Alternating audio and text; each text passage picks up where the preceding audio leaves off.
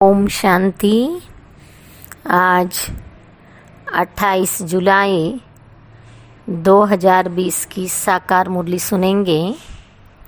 मीठे बच्चे, इस बेहद नाटक में तुम वंडरफुल एक्टर हो। यह अनादि नाटक है, इसमें कुछ भी बदली नहीं हो सकता। प्रश्न: बुद्धिवान दुरादेशी बच्चे ही किस गुह्य राज को समझ सकते हैं? उत्तर: मूल वतन से लेकर सारे ड्रामा के आदि मध्य अंत का जो गुह्य राज है वह दुरादेशी बच्चे ही समझ सकते हैं। बीज और झाड़ का सारा ज्ञान उनकी बुद्धि में रहता है। वह जानते हैं इस बेहद के नाटक में आत्मा रूपी एक्टर जो चोला पहनकर पार्ट बजा रही है, इसे सतयुग से लेकर कलयुग तक पार्ट बजाना है। कोई भी एक्टर बीच में वापिस जा नहीं सकता। गीत: तूने रात गवाई सो के। ओम शांति। यह गीत बच्चों ने सुना। अब इसमें कोई अक्षर राइट भी है तो रॉन्ग भी है। सुख में तो सिमरन किया नहीं जाता, दुख को भी आना है जरूर। दुख हो तब तो सुख देने के लिए बाप को आना पड़े। मीठे मीठे बच्चों को मालूम है अभी हम सुखधाम के लिए पढ़ रहे हैं। शांतिधाम और सुखधाम, पहले मुक्ति फिर होती है जीवन मुक्ति। शांतिधाम घर है, वहाँ कोई पार्ट नहीं बजाया जाता। एक्टर्स घर में चले जाते हैं, वहाँ कोई पार्ट नहीं बजाते। पार्ट स्टेज पर बजाया जाता है। यह भी स्टेज है। जैसे हद का नाटक होता है वैसे यह बेहद का नाटक है। इनके आदि मध्य अंत का राज सिवाय बाप के कोई समझा न सके। वास्तव में यह यात्रा अथवा युद्ध अक्षर सिर्फ समझाने में काम में लाते हैं। बाकी इसमें युद्ध आदि कुछ है नहीं। यात्रा भी अक्षर है, बाकी है तो याद। याद करते करते पावन बन जाएंगे। यह यात्रा पूरी भी यहाँ ही होगी, कहाँ जाना नहीं है। बच्चों को समझाया जाता है पावन बनकर अपने घर जाना है। अपवित्र तो जा न सके। अपने को आत्मा समझना है। मुझ आत्मा में सारे चक्र का पार्ट है। अभी वह पार्ट पूरा हुआ। बाप राय देते हैं बहुत सहज, मुझे याद करो। बाकी बैठे तो यहाँ ही हो, कहाँ जाते नहीं हो।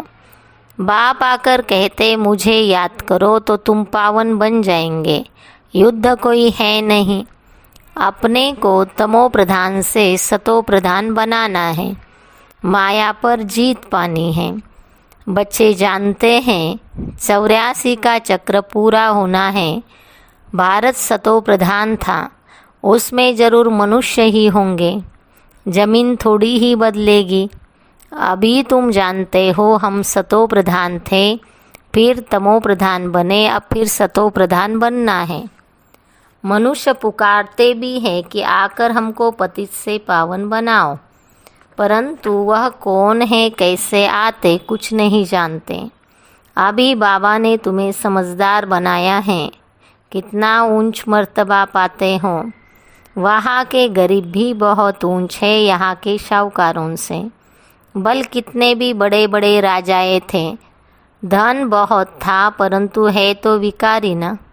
इनसे वहाँ की साधारण प्रजा भी बहुत ऊंच बनती है। बाबा फर्क बतलाते हैं। रावण का परछाया आने से पतित बन जाते हैं। निर्विकारी देवता के आगे अपने को पतित कहे माता जाकर टेकते हैं।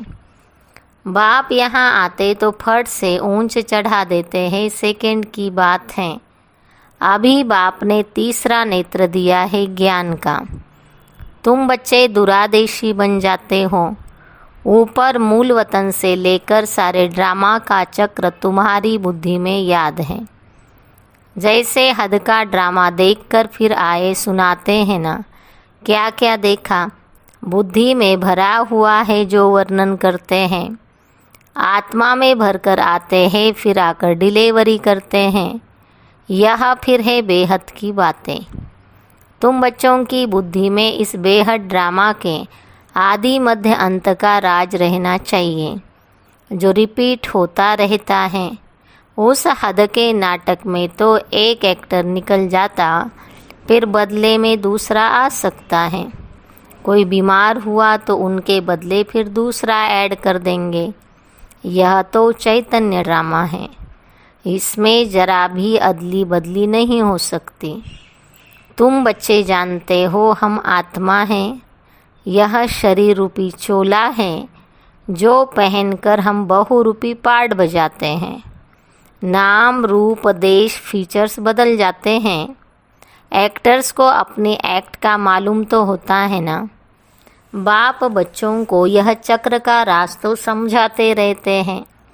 सतयुग से लेकर कलयुग तक आते हैं फिर जाते, फिर नए सिर आकर पार्ट बजाते हैं। इनकी डिटेल समझाने में टाइम लगता है। बीज में भल नॉलेज है फिर भी समझाने में टाइम तो लगता है ना। तुम्हारी बुद्धि में सारा बीज और झाड़ का राज है। सो भी जो अच्छे बुद्धिमान हैं वही समझते हैं कि इसका बीज ऊपर में है। इनकी उत्पत्ति, पालना और संहार कैसे होता है, इसलिए त्रिमूर्ति दिखाया है। यह भी समझाने जो बाप देते और कोई मनुष्य दे न सके। जब यहाँ आए तब पता पड़े, इसलिए तुम सबको कहते हो यहाँ आकर समझो। कोई बहुत कट्टर होते तो कहते हमको कुछ सुनना नहीं है। कोई तो फिर सुनते भी हैं, कोई लिटरेचर लेते हैं, कोई नहीं लेते हैं। तुम्हारी बुद्धि अभी कितनी विशाल दूरादेशी हो गई है। तीनों लोकों को तुम जानते हो। मूल वतन जिसको निराकारी दुनिया कहा जाता है, बाकी सूक्ष्म वतन का कुछ भी नहीं है। कनेक्शन सारा है मूल वतन और स्थूल वतन से। बाकी सूक्ष्म वतन तो थोड़ा टाइम के लिए हैं। बाकी आत्माएं सब ऊपर से यहाँ आती है पार्ट बजाने। यह झाड़ सब धर्मों का नंबरवार है। यह है मनुष्य का झाड़ और बिल्कुल एक्यूरेट है। कुछ भी आगे पीछे हो न सके। न आत्माएं और कोई जगह बैठ सकती हैं। आत्माएं ब्रह्म में तत्व में खड़ी होती हैं, जैसे स्टार्स आकाश में खड़े हैं। यह स्टार्स तो दूर से छोटे छोटे देखने में आते हैं, है तो बड़े, लेकिन आत्मा तो न छोटी न बड़ी होती हैं, न विनाश को पाती हैं। तुम गोल्डन एज में जाते हो फिर आयरन एज में आते हो। बच्चे जानते हैं हम गोल्डन एज में थे, अब आयरन एज में आ गए हैं। कोई वैल्यू नहीं रही है। बल माया की चमक कितनी भी है, परंतु यह है रावण की गोल्डन एज, वह है ईश्वरीय गोल्डन एज। मनुष्य कहते रहते 6-7 वर्षों में इतना अनाज होगा जो बात मत पूछो। देखो उन्हों का प्लान क्या है और तुम बच्चों का प्लान क्या है। बाप कहते मेरा प्लान है पुराने को नया बनाना। तुम्हारा एक ही प्लान है। जानते हो बाप की श्रीमत से हम अपना वर्षा ले रहे हैं। बाबा रास्ता बताते हैं, श्रीमत देते हैं, याद में रहने की मत देते हैं। मत अक्षर तो है ना। संस्कृत अक्षर तो बाप नहीं बोलते। बाप तो हिंदी में ही समझाते रहते हैं। भाषाएं तो ढेर है ना। इंटरप्रिटेर भी होते हैं जो सुनकर फिर सुनाते हैं। हिंदी और इंग्लिश तो बहुत जानते हैं, पढ़ते हैं। बाकी माताएं घर में रहने वाली इतना नहीं पढ़ती हैं। आजकल विलायत में अंग्रेजी सीखते हैं, तो फिर यहाँ आने से भी इंग्लिश बोलते रहते हैं, हिंदी बोल ही नहीं सकते। घर में आते हैं तो माँ से इंग्लिश में बात करने लग पड़ते हैं।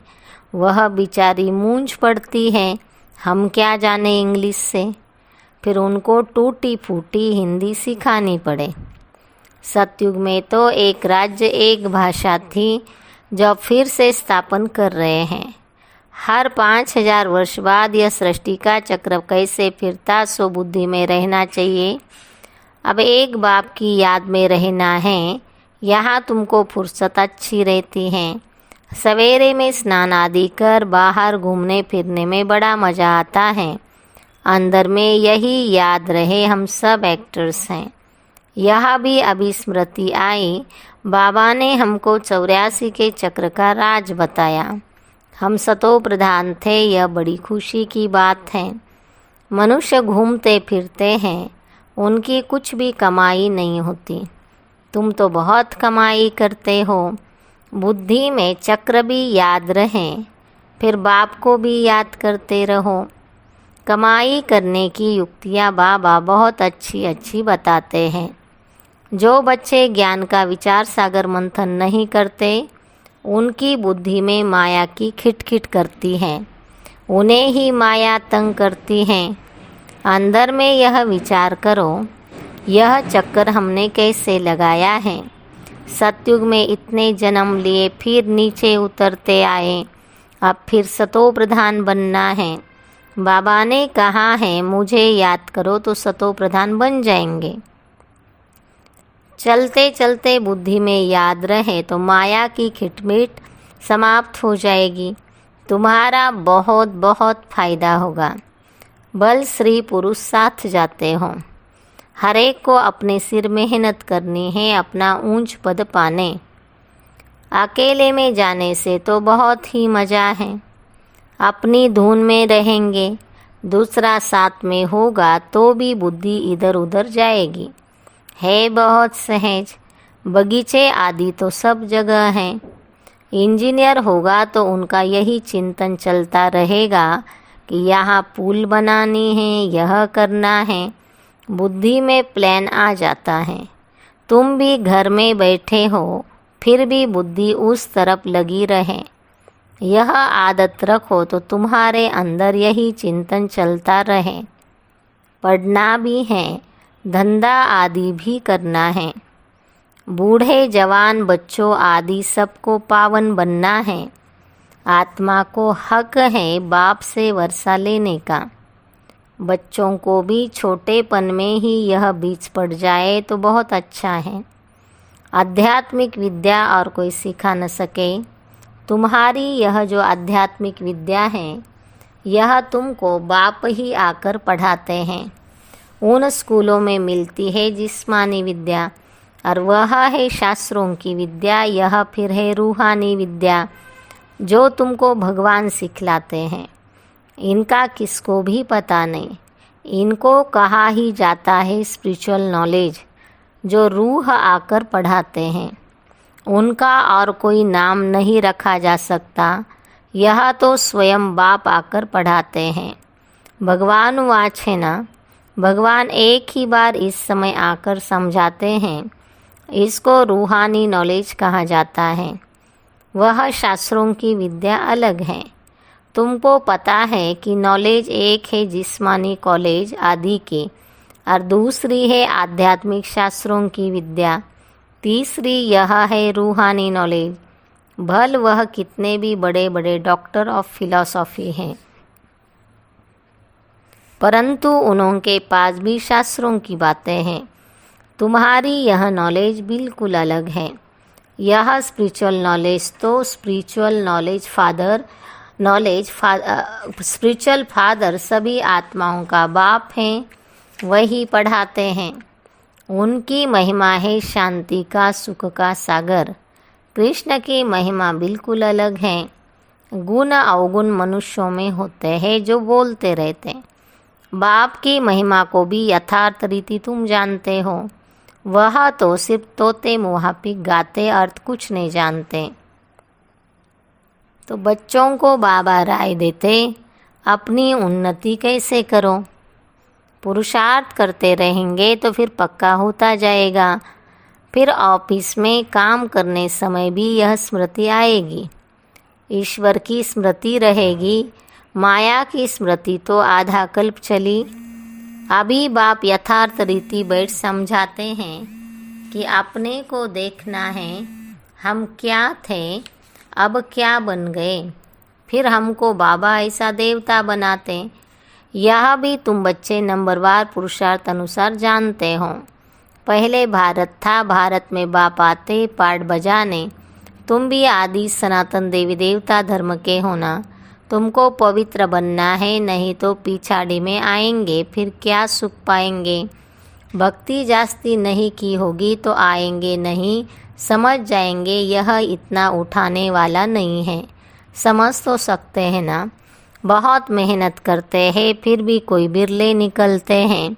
लेकिन थकना नहीं है, मेहनत तो करनी है। मेहनत बिगर कुछ मिलता थोड़ी है। प्रजा तो बनती रहती। बाबा बच्चों को उन्नति के लिए बहुत युक्तियाँ बताते। बच्चे अपनी उन्नति करनी है तो सवेरे सवेरे स्नान आदि कर एकांत में जाकर चक्कर लगाओ व बैठ जाओ। तंदुरुस्ती के लिए पैदल करना भी अच्छा है।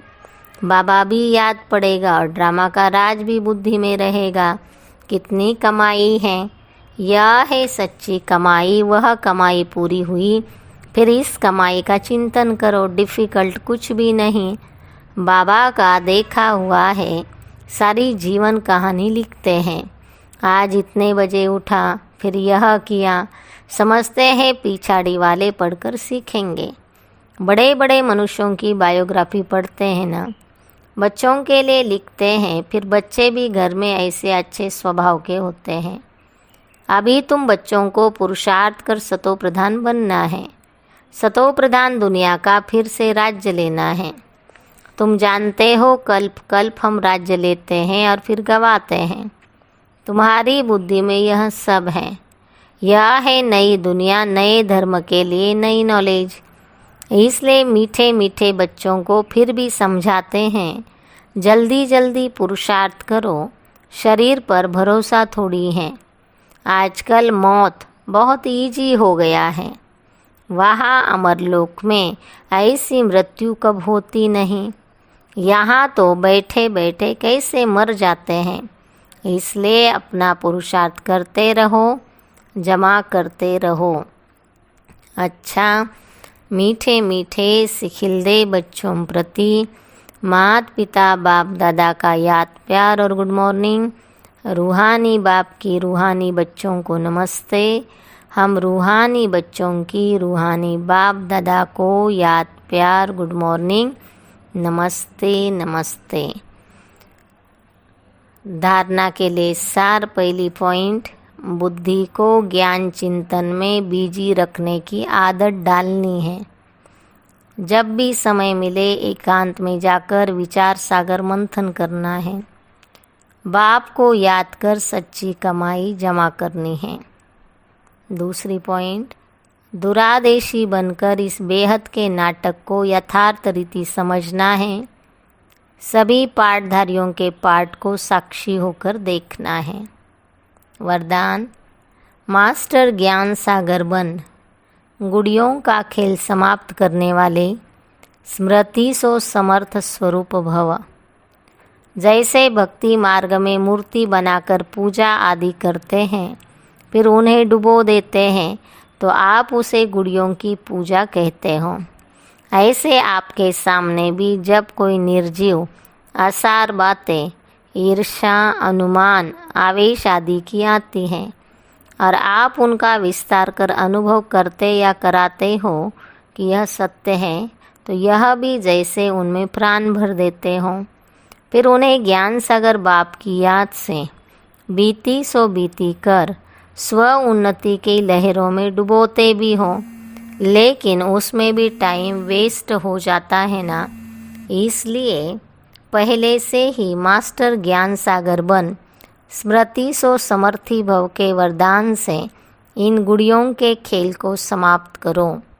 स्लोगन, जो समय पर सहयोगी बनते हैं उन्हें 1 का पदम गुना फल मिल जाता है। अच्छा, ओम शांति।